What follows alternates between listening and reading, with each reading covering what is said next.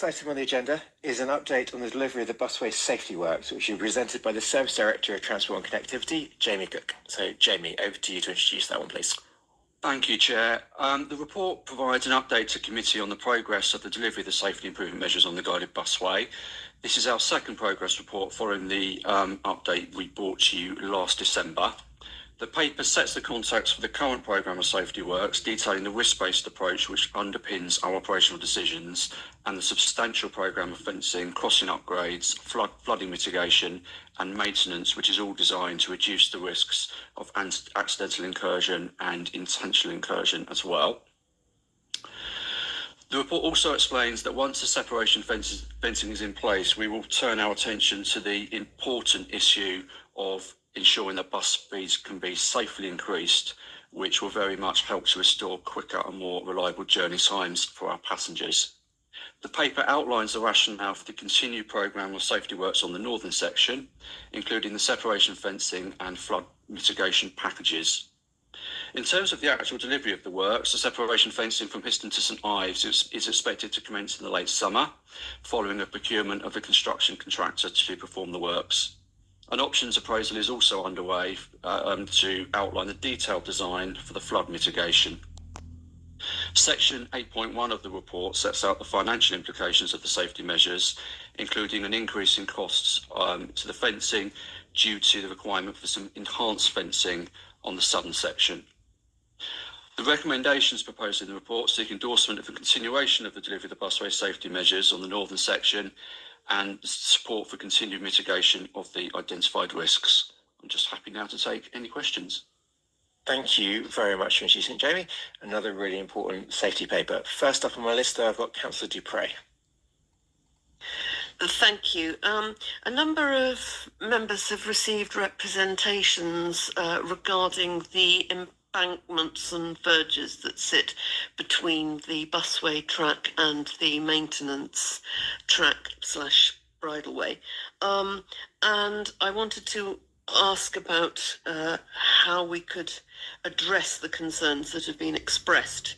There is a concern about any proposal which would fence off the embankment or verge into the busway, because that would undermine that feeling of and visual ambient effect of rurality and open space, and create the effect of a long tarmac maintenance track bridleway tunnel.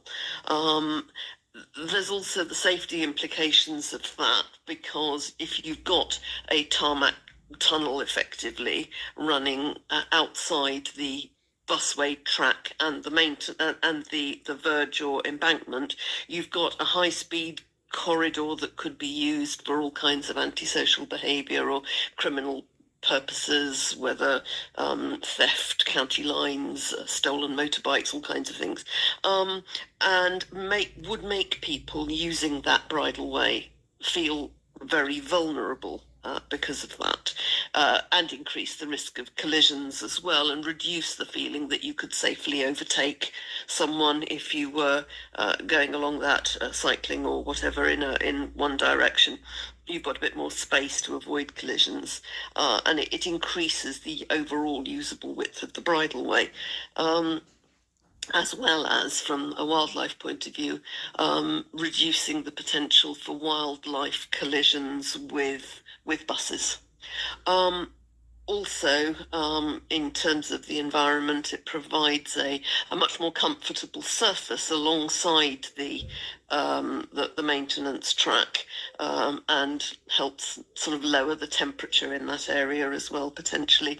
Makes it probably easier to maintain and mow, and is probably more cost effective if you're fencing a fairly straight line as well. So there are a number of quite strong reasons for, in a sense, giving that verge or embankment back to people using the public bridleway / maintenance track. And I was wanting to know whether that is something that we could move forward with as an approach. Thank you. Any questions about the £12.5 million cost? Bloody hell. Thank you very much. What's for she the like? question. So I think the first thing I would say is we very much recognise that the shared use track alongside the busway is incredibly popular with pedestrians, cyclists, wheelers and equestrian users. The design and position of the fencing along the busway has been determined on a risk-based assessment and various local constraints, including buried services and just the nature of each individual area along that 12-kilometre stretch. The grass verge, as you've outlined, is substantial. It's between 4.5 and 5 kilometres, and it varies in its nature. In some areas it's very wide, in some areas less so, and in other areas there's also substantial gradients difference as well. So from our perspective, I think it's really useful feedback for us. We will very much consider this on a location by location basis and risk assess the assessment and therefore the placement of the fencing and also the type of the fencing as well to make sure that it's appropriate for the local area. So as I say, very useful feedback, and we've had similar feedback from our public meetings. It's really useful for us to understand the way that people want to use the maintenance track on the verge and also some of the wildlife concerns that have been outlined as well. So we will very much keep that in mind with the design and with the risk assessment and placement. The other point I would just like to make as well is that we are looking at the maintenance track, and as you've outlined, some of the issues on the maintenance track of the various users and the way people interact with the maintenance track. We've got a 15-mile-an-hour speed limit in place at the moment, but we'll also look at other potential controls we can put in place as well, particularly where the maintenance track is narrow. We're very pleased the maintenance track is so well used. It's an incredibly successful active transport corridor, but we're very much aware of some of the issues along the track, and we'll seek to address those. Any interest in what happened to the 19 people injured at Longstanton? Support this point. We obviously need to leave enough space next to the busway itself so there's a safe refuge if somebody finds themselves on the busway due to breakdown of whatever reason. We need to make sure that's safe, but I would also really support us leaving as much of the maintenance track unfenced as possible. Sorry, Councillor DeVere, did you want to come back on that? Just come back very briefly. Can we be kept apprised of the progress of this before we see things actually implemented? It would be good to be kept in the loop of where this is possible and how much of this we can achieve.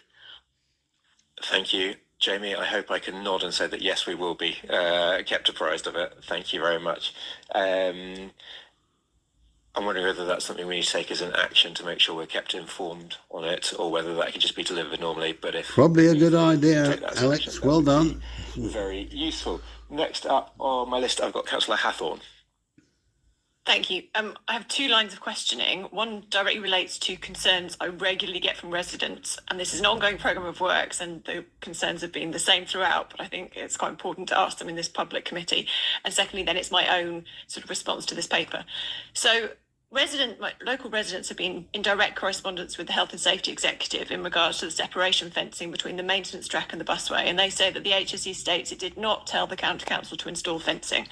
Residents then argue that because the HSE did not demand separation fencing, that the County Council have no requirement to install the fencing, and that I should have voted against the proposal for fencing. So there's a number of points in this question, but why is the council installing fencing if the Health and Safety Executive did not demand it? And what would have happened if councillors had voted against the proposals for fencing? Residents also argue the council does not understand the impact of closing the crossing points local people have used for decades, in some cases centuries. Does the council understand quite how valuable these crossing points are? Residents also argue that the County Council did not perform the necessary risk assessment, equality impact assessment, environmental assessment and public consultation. And the final point is that residents complain that the fencing is too draconian, and just common sense is sufficient because people aren't going to trespass or step out in front of buses on the busway. Shall I ask my own questions after these ones? Go for it. I'll let you come back on those ones. Councillor Hathorn. Jamie, do you want to address those first points though? Sure. Thank you for all the questions. I will start with the point around the Health and Safety Executive and the requirement for separation fencing. It's true that the Health and Safety Executive has not instructed the council to install the separation fencing. However, the Health and Safety Executive requires us to perform a thorough and very detailed risk assessment, and from that risk assessment to determine an appropriate set of controls for the identified risks. And clearly for us, there are quite substantial identified risks in terms of accidental and occasional intentional incursion into the busway.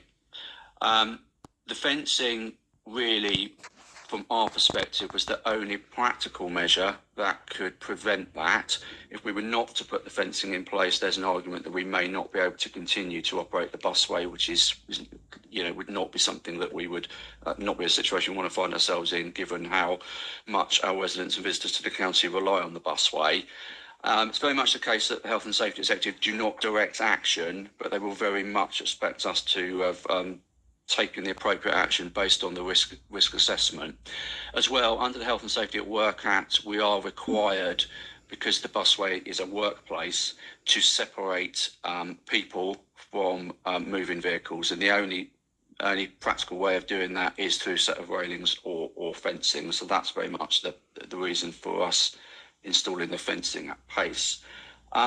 The crossing points question, we very much recognise this, and through the 4 public meetings we've held so far, crossing points and the utility of crossing points is something that understandably our residents feel very strongly about, which is why we run the consultation on the reopened crossing point that we plan to put in place in Histon, and we've been very happy to engage with residents in detail on that to make sure it offers the best possible utility.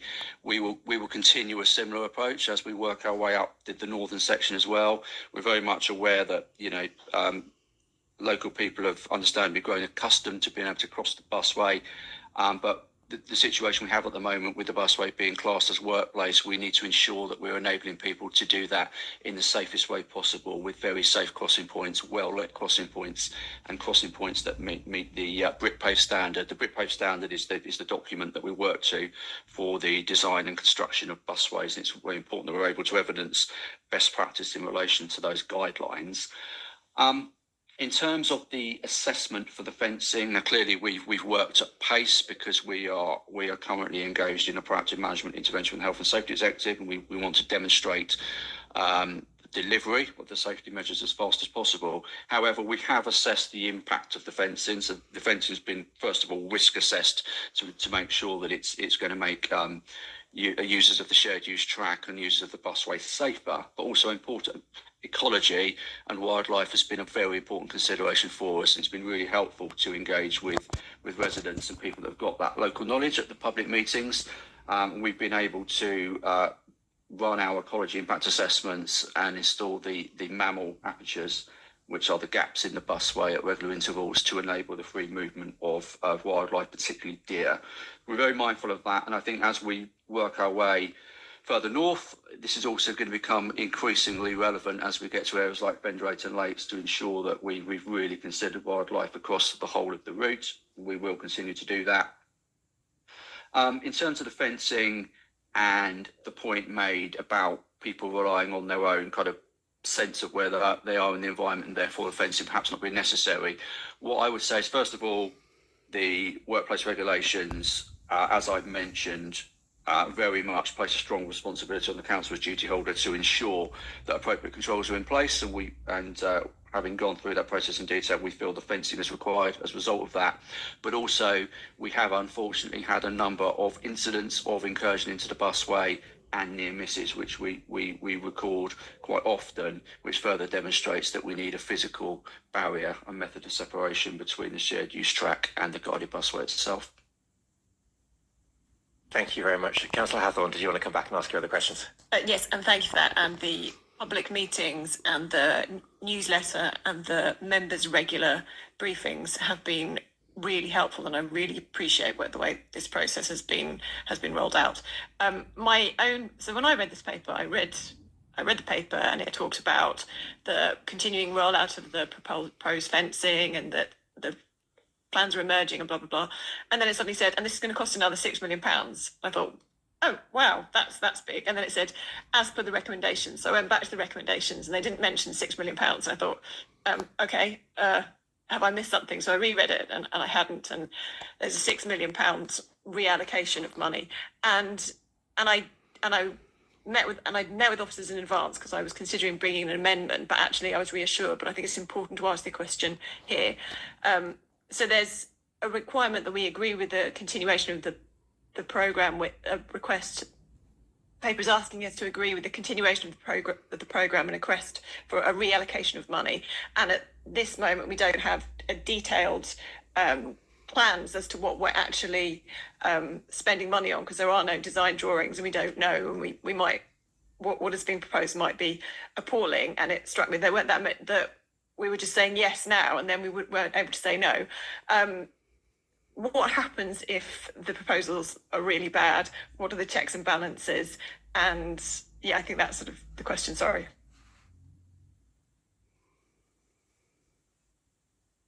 Thank you for the question. First of all, on the issue of the increased cost of the southern section fencing. Southern section fencing is very nearly complete. There's just a few more panels to install before that is in a fully completed state. The southern section presented particular challenges, first of all, because of the pace of delivery, number of near misses in that area. The shared use track is clearly very, very popular across the busway, but even more so on the southern section with the biomedical campus and Adam's Hospital as leading to Chompington in the city. Very important to get that fencing installed quickly. And as we began that process, it became clear that because of the amount of people using the shared use track, the fencing had to be of a higher specification in order that it was rated for crowd loading. So it cost a little bit more to deliver than we first anticipated.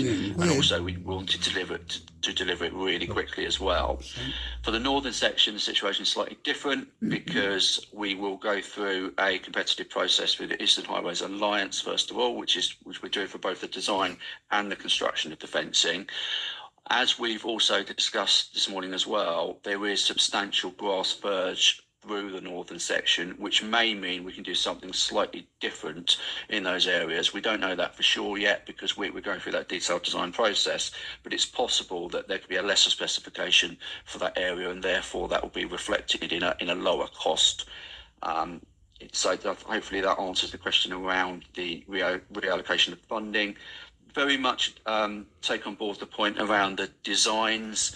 We do have a little bit more time for the northern section, so I think through our divisional members, we very much look to engage with the local community on the designs early and make people aware of what it is we're putting in each location, so nothing comes as a surprise to anyone. The fencing will look different in the northern section. It will be of a slightly lesser specification because the risks are judged to be slightly lower in the northern section, but very much take on board the point around the requirement to make sure our communities get view of that fencing well ahead of installation. Thank you very much for that, Jamie. Next, we've got Councillor Boulat. Thank you, Chair. So I have a few questions on funding as well, and then like maybe one other a bit more straightforward one. So I'll start with the funding questions. So basically what we're saying is that we are planning and expected to spend double than what we currently estimated. And I do note in the paper saying, well, it's an enhanced fencing solution. What I'd like to understand is like, how can we explain that to our residents in more simple language, I guess, because when you look at the paper, it's not like, well, we need a higher spec and we need to spend a bit more. It's double what we initially estimated. So the question that anyone looking at this without knowing all the ins and outs is, how could we underestimate so badly in this situation? So I would like to see some breakdown perhaps of to how much of this almost doubling the cost is the higher spec of the fencing, which I'm sure it is needed, but how much is the actual, materials and fencing, and how much are other costs that were incurred with, potential delays due to this or additional workforce required, or what else was in that project? Because I guess from a public perspective, you just see, it's double the cost. Why is that? The concerns around the funding are around the especially maintenance, because we're saying that we had the unallocated future maintenance funding, and we're saying that there will be no maintenance funding secured beyond 2030. Obviously, we know that the busway will continue to need maintenance. I know LGR is coming as well, so I'd like to ask what the thinking is around kind of post-2030 maintenance. Are we recommending to future authorities saying, basically there's no money left for this, you deal with it, or are we perhaps in the next year budget cycle thinking about how to deal with the situation because the maintenance will be needed. And finally, on funding, the overall budget for flood mitigation obviously is reduced as a consequence of that from 7 to 3.9. So the question is how prudent it is to actually take out some But that's flood only mitigation 4 million. funding, because of course this is a major issue, and similarly to Councillor Hathorn earlier, when the options come back, obviously to be a much reduced option. So what kind of scrutiny time we have on actually reviewing those options, because obviously what we can deliver within 3.9 won't be what we could have delivered when we approved the 7 million, if that makes sense. Thank you for that. Thank you, Councillor Bulat. Jamie, are you able to address those points? Yeah, thank you for those questions. So first of all, on the budget, I think originally the original estimates were based more around a traditional kind of 3 or 4 bar wooden fence for the busway. As we got more into the proactive management intervention with the HSE, and as we risk assessed the various areas carefully, it became apparent that that would not be suitable for several reasons. First of all, unfortunately, it's easy to climb over, and we were aware that was an issue in certain locations. And also from a long-term maintenance point of view as well, it would be likely to cost more because it would require more treatment, and actually also be, unfortunately, more susceptible to intentional damage as well.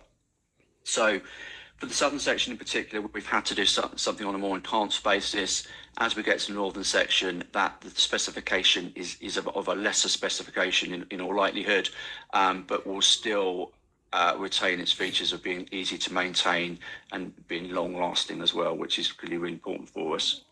In terms of the maintenance budget, we will consider that carefully, and I think we will get to a stage where we want to build a new maintenance budget based on the asset once all of the safety works have taken place.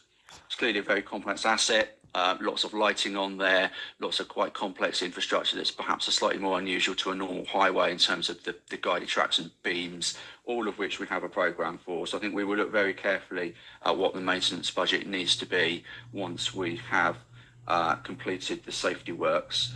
Flood mitigation, we are aware, is very important and a really key requirement for our communities. That the options are being assessed for that at the moment. I think there is potential for the fencing solution on parts of the northern section, particularly where there's the grass verge, to be slightly more simpler, therefore more cost effective. I think that will help us with the flood mitigation package. Probably be able to do limbo dancing. James. A couple other points that I'd actually just like to point out as well before we go any further. Firstly, obviously there is a do nothing cost here in that we're well aware that the HSE has fined us £6 million before for breaches. So therefore it is really important. There is, as well as doing the right thing from a safety perspective, there is also a financial implication of making sure that we do the right thing. And the worst possible outcome would have been for us to get fined again, because that money would simply just disappear. The taxpayers of Cambridgeshire that we didn't actually have a maintenance pot funding 5 years ago. It was something that was introduced under this and the previous administration, and it has obviously been incredibly useful to have that. Previously, it was just used out of normal maintenance funding, so that's obviously something we're going to have to look at going forwards and how we can make sure we have the right amount of funding for it. But historically, before 5 years ago, there was no separate maintenance pot for it. It was all just taken out of normal maintenance funding. Brilliant. Do I have any? Oh, Councillor Morgan.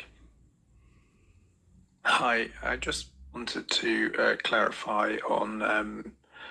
Let's check another person. That's fine. I just wanted to clarify on the repairs and prevention of flooding that we've previously had votes on this to have the options explored, but I thought that there was money set aside as part of the sort of lawsuit on the construction of the busway for fixes to the flooding issue. I thought that was one of the main things that the original lawsuit on the construction of the busway was fought on, was whether the flooding risks had been sorted properly. And I thought there was a mitigation fund as part of our settlement with the contractors. So can you just explain to us whether you think we have enough financing to properly fix the flooding issues? You just reduced the budget by nearly 4 million. Thank you for the question. So we do have an allocation for flooding we've done some reallocation of the budgets because of the increased cost of the southern section fencing. But we are working on the options proposal for the flooding, so we will very much take that forward. Those options will be due back in around 6 weeks' time, and we will balance the budget to be able to take a flooding solution forward. And may I ask, just to follow up from that, when we had the settlement with the contractors, was the money set aside not? Is it not legal? Does it not legally have to be spent on the flood prevention, or was it just a sort of general recompense for the substandard delivery of the busway to begin with? Good question. My understanding is it's not specifically ring fenced. I will need to go back and check that point. But yeah. No, from my understanding, it wasn't ring fenced. It was put in place due to construction issues of the busway and nothing to do with It's the flooding been spent on investigations. 20-mile-an-hour zones, Alex, no doubt. Brilliant. Do I have anybody else on this one? No. In that case, then we are being asked to note the risk profile attached to applied to the continued delivery of the busway safety improvements and endorse the continuation of the delivery of the safety works on the northern section of the busway. I don't believe I'm seeing anybody that objects to. You those haven't asked recommendations. anybody, So you in that case, then, plonker. we will take that by Oh, affirmation. God, Thank you that's very what much. you do all the time. Moving on, the next item is an update on the procurement of the